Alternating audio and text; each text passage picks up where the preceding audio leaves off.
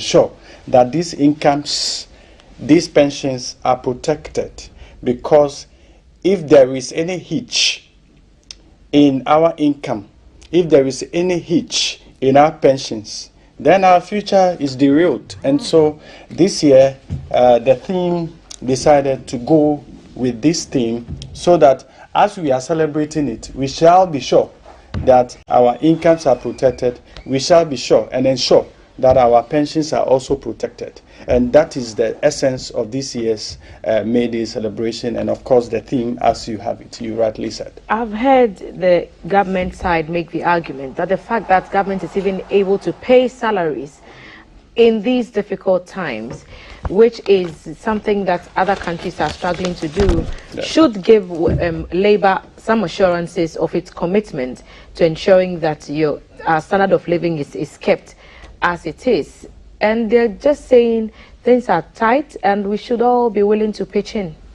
No, when you tell us some of these things, or when the politician tells us these things, they themselves must be willing to live by the things they say. If you are telling us that, okay, and let us together bear the brunt of this, then the question is, what is the example given us as Labour?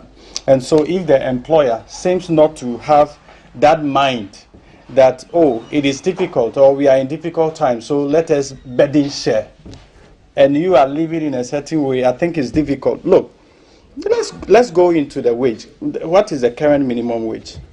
Okay, 14.8%. And if you take 2023, remember our base pay was increased by 30%. But in actual terms, if you take the 2023 base pay, the fixed amount on the base pay actually is 397.89 per month, even below what the minimum wage is given, or the current minimum wage, which is even less than. Look, the minimum wage, if you calculate as we speak, is 401.76. But the base pay across board, especially those of us on a single spine or public services, our base pay has been increased by 30%, but in monetary terms, is only 397.89 per month. What is the inflation? What is the exchange rate? When you go to the market, how much is it? And how much could this increment do to you? How much is the petrol? And so we are saying that, yes, we appreciate the effort of government to give us whatever we want or we work for. But remember that as you do that, the sustainability of what you give us, or how what you give us will sustain us, matters a lot. Because the productivity of the worker depends on what you give him or her. And if we are not even benefiting also from our workplace atmosphere that makes you comfortable to perform, then the wage too, you are taking it away from us. I think that we believe that a lot more needed to be done. We are Labour. We understand government is doing more for us. But let us remember also that we as Labour, we are also doing the best we can to support the government in all areas. And that is why when we are talking about issues of wages, it's a concerted effort. It's not an isolation where government feels that, oh, it's hard or we are in difficult times, so let me give you this, make do with it. No, it doesn't work like that. And so please, if you want to go into the wages and the data available, you realize that, well, government is doing well, or the employer is doing well with the right and taking it with the left, and doing well with the left and taking it with the right. So as Labour, we are appealing to our members. That is why if you look at our team, we are saying that protecting incomes and pensions in the era of economic crisis, our responsibility. And so it is our responsibility that the little that we are given, we appreciate it. But the economic condition across board must be made friendly, so that even if you give me that little, I can manage with my family. If you give that worker little infantini bra, he or she can manage with the little. But everything seems to be swallowed by the little you are giving us, and I mean, it's difficult to applaud anyway. Is it comforting, though, even though it's difficult to applaud, that we have not heard of any job losses within the public sector, despite the challenges that government has repeatedly told us that it faces, to even keep the ship afloat as it is? Look, my sister, we are in Ghana. That is why we said we are applauding government for job losses. No. But we can say that in value terms, you are keeping the worker. You are giving the little that he or she deserves. But that little you are giving is not sustainable. It's not sustainable in the sense that when I take the same money and I go to the market, how much is the basket of tomatoes? How much is the gallon of fuel? How much is the electricity or the bills? How much is food? Okay? And so, yes, we are grateful. We have not had any major job losses, though, of course, I'm talking about the public sector. But remember, organized labor is not made up of only public sector. The private sector has majority of our workers. And if the business environment is not friendly enough for you, even as a presenter, to manage your business and to cater for those you have employed, you are going to lay them off. So for the first time, we have had the private sector laying off our workers. And so, yes, if you say that, oh, public sector, you haven't had any job losses, but of course, what about our private sector, who are real drivers of growth?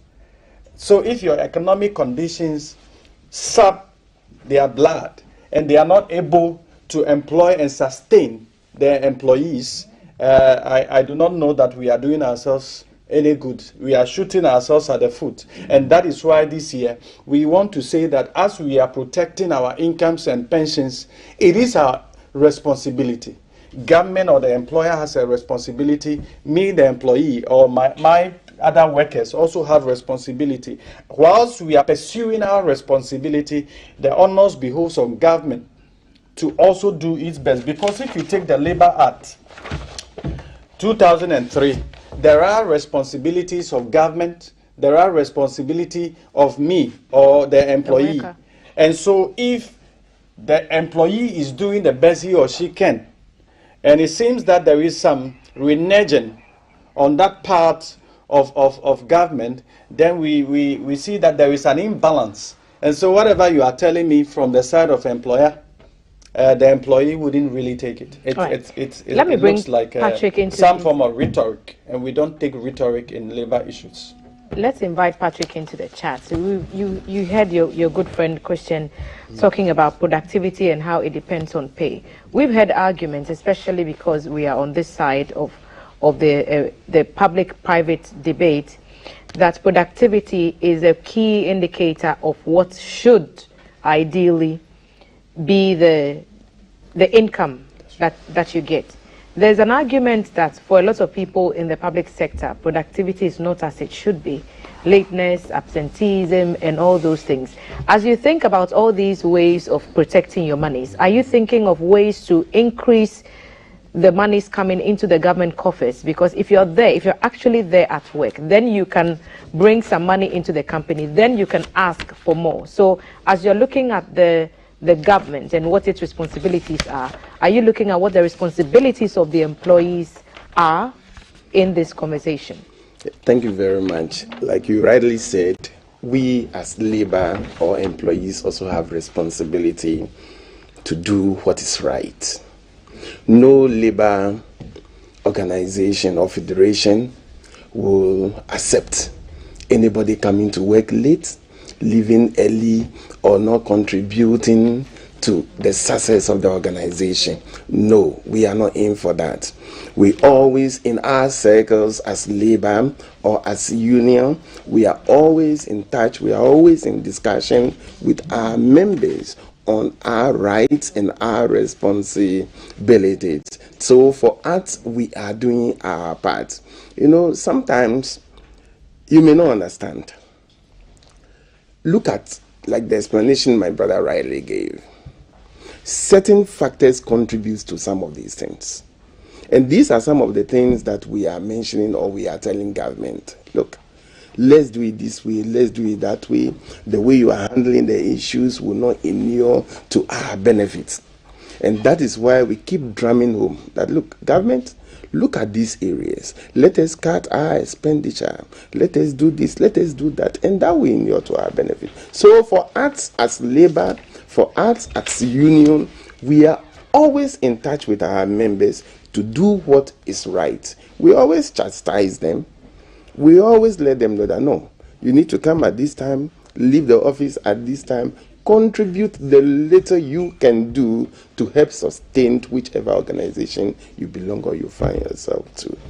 Thank you. And are the employers also playing by the rules? So when we talk about workers, the focus on the worker should also include the roles that employers are supposed to pay.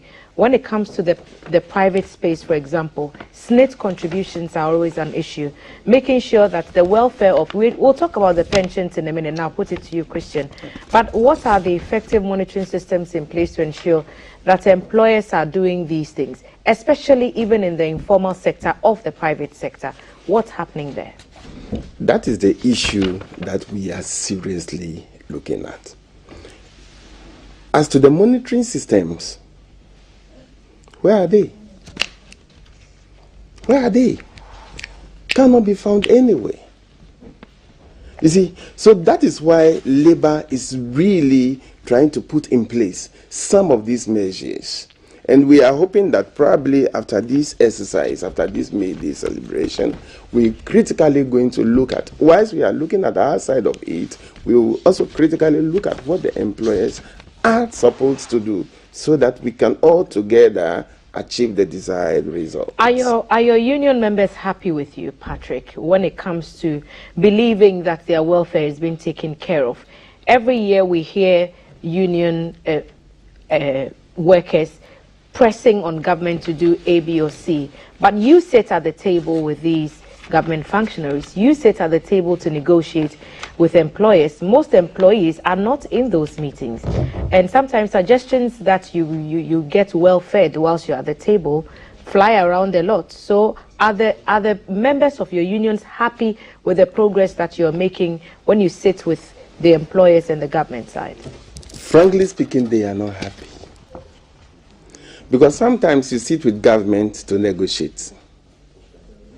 You come back, and on the part of government, our members are not saying what is to be done, or on the government side, the needful. You are talking of, look at the, what's the name? The Pensions Act. No, not the Pensions Act. The okay, look at the wage bill. It's really a challenge to our members. You go and negotiate, and then you come back to tell them A, B, C, D. But on the part or on the side of government, they are not cutting down the costs, which will reflect whatever we are telling our people. And that is a challenge. Our people, in terms of welfare, are not comfortable, are not happy, and that is why they think that things are not going right. And if so, then there is the urgent need for us to protect the incomes we have, our pensions, in such environment we find ourselves. That is why it is our collective responsibility as labor to protect it, and that is why we're going to celebrate that on this May Day. We've seen the bondholders, the pensioner bondholders, fighting to protect what they want to be left alone when it comes to the government debt restructuring process. Have you been a part of that fight? Because you're workers now, but tomorrow you'll be pensioners.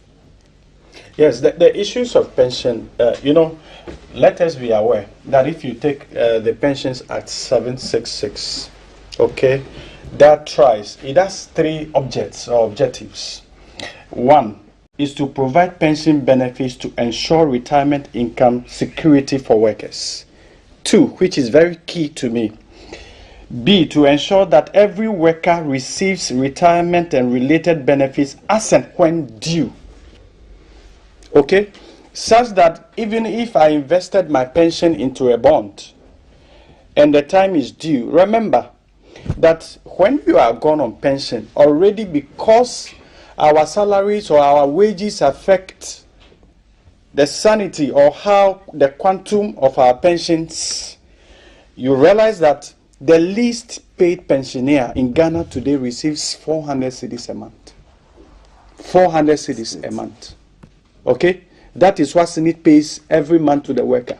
Please, you today, how much can you spend or how many days can you use 400 cedis?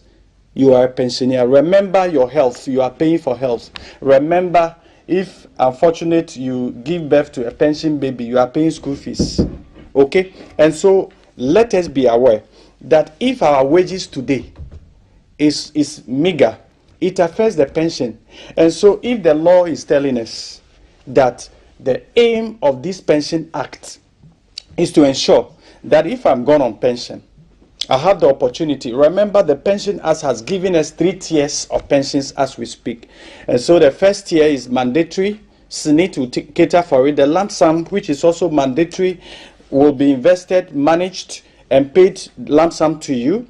And you also have the tier 3, which is voluntary funded, such that if I go on retirement and I want to use my voluntary for any bond, and I invested, and it is due that I am to be paid, and the one who has benefited from the bond doesn't want to pay me or is not willing to pay me or has rescheduled and said that I'm restructuring, and people survive on that. And that is why when it comes to pension, some of us are very, very passionate, because I am young today. I can do some other things to sustain my meager salary. But what about someone? They were given an opportunity to be a part of the process or to opt out. To opt out, please. You see, when I am not tempted, I wouldn't go into the realms of where, if we want to trust politicians or we want to trust some employers, it's difficult, because over the period, Labour gives our support. Labour support them in everything. But where it comes to implementation, fulfillment of the agreement we had, my senior brother was saying that you go into negotiation, there are things that will be agreed upon. But the next day, you realize that you are swept some way, somehow. So consistently, the politicians have shown that they cannot be committed to whatever they tell Labour. And so now Labour is also wising up.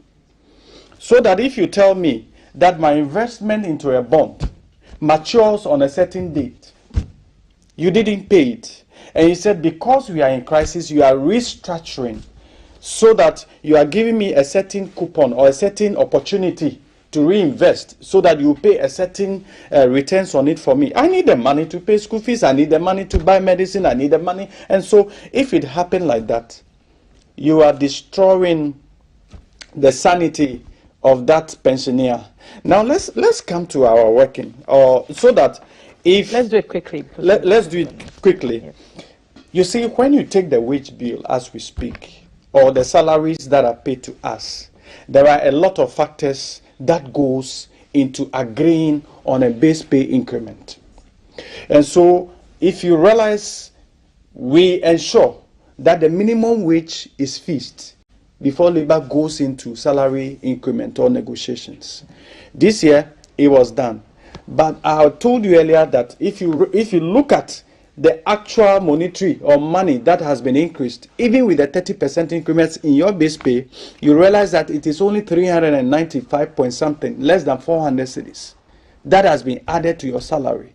When it happens like that, already these salaries are swallowed by inflation, as I said. These salaries are swallowed by exchange rate. These salaries are swallowed, so consumed already. So before it comes to you, you are worse off. And that is why we are moving and pushing that the single span salary pay. In fact, as we speak, the highest public officer that is paid the highest amount is less than 10,000 on the single spine. It means that you are going to earn a commensurate or the same measure of pension that is lesser, such that the demands that you face on retirement or in retirement, if you don't take care, you can't sustain, or you can't live up to even 70 years before you die. What's your word ahead of May Day on Monday? Our word is that our workers should be resolute. We as leaders, we are committed to ensuring that what they deserve is secured. However, they have a responsibility where if we call on them, they should remember that we are also workers like them. And so whatever we tell them and whatever we present to our employers is the same thing that we expect happen to us. And so we don't go and tell government something different, or we don't go and tell our employers something different and relay something different to them. They should support us in the fight to have the single spine salary structure re-looked at, reviewed, so that if we will match Article 71 workers together, it will serve us, because a minute population of Ghanaians or workers are enjoying very huge salaries. But if you look at the public one, look, the highest paid person is enjoying less than 10,000. Okay? Then the least paid is enjoying 400 cedis. Let me give the activities to Patrick. The national celebration is in Bolga. Yeah. You're in charge of the Greater Accra one. Sure. What's happening in Greater Accra, and what are the activities lined up? Do we have to do this very quick? Okay, thank you very much. God willing, on Saturday, which is the 29th, we are embarking on a health walk. All organized labor are going to meet in front or at the forecourt of TUC Hall amidst brass band music, mobile spinning. We will move from the TUC forecourt, walk through the cathedral, down to the Kojo Thompson Road, then back to Accra around Korapent. Then we'll come back to the TUC Hall, where we're going to have some aerobics, we're going to have some health talk, and trust me, God willing, we're going to have the Greater Accra Regional Minister and his entourage taking part in this beautiful exercise. We are therefore calling on all our members within the Greater Accra to be a part of this program. In fact, it's going to be fun. Therefore, we are requesting of all of them. It's starting at 6 o'clock a.m. and latest by 9 o'clock we would be done. Therefore, we are calling on all of them to participate in this exercise. Then on Sunday, which is the 30th, we're going to have a debate or a quiz, which will be hosted by GTV. And we are selecting people from all the organized labor groups, like the TUC, NAT, NAGRAT, all of them coming to the studio to be a part of it. Then on Monday, God willing, is our day. We are starting the program at 8 o'clock a.m. and we expect that our members from Tema, Ada, Dodowa, Amasamai are within Accra itself to troop to the Independence Square or the Black Star Square, where the Greater Accra Regional Minister is going to be in attendance as our guest of honor. And the program will start from 8 o'clock. And we are hoping that by 11:30, 12 o'clock, we would be done with the program. We want to believe that all our members are going to take part in this exercise, where we're going to let government know our position on some of these issues, because it's very, very critical. At labor today, if we don't protect our interest, we don't protect our incomes, our pensions now, which is our responsibility, we do not know what tomorrow holds for us. And therefore, we are calling on all members to come so that we can send a signal to government that, look, we have gotten to a point where we all have to sit at the table and see the way forward. And we hope that should inure to the benefit of organized labor. Patrick Tetebinye is the Greater Accra Council of Labor chairman of the TUC, and Christian Yaudinkra, the 2023 May Day Media and Publicity Committee chairman, Greater Accra, who's also the NAC chairman for Madina Denta Bukobi District, talking to us about May Day celebrations. Activities 29th, health walk, 6 a.m. to 9 a.m. starting at TUC Hall. 30th December, debate and quiz at GTV, and all organized labor expected to attend, of course, the parade on 1st of May from 8 a.m. at the Black Star Square. Greater Accra Regional Minister expected to be at that parade. Theme for this year, protecting incomes and pensions in an era of economic crisis, our responsibility. This has been our conversation for now. We'll take a quick break. When we come back, we'll talk some media issues.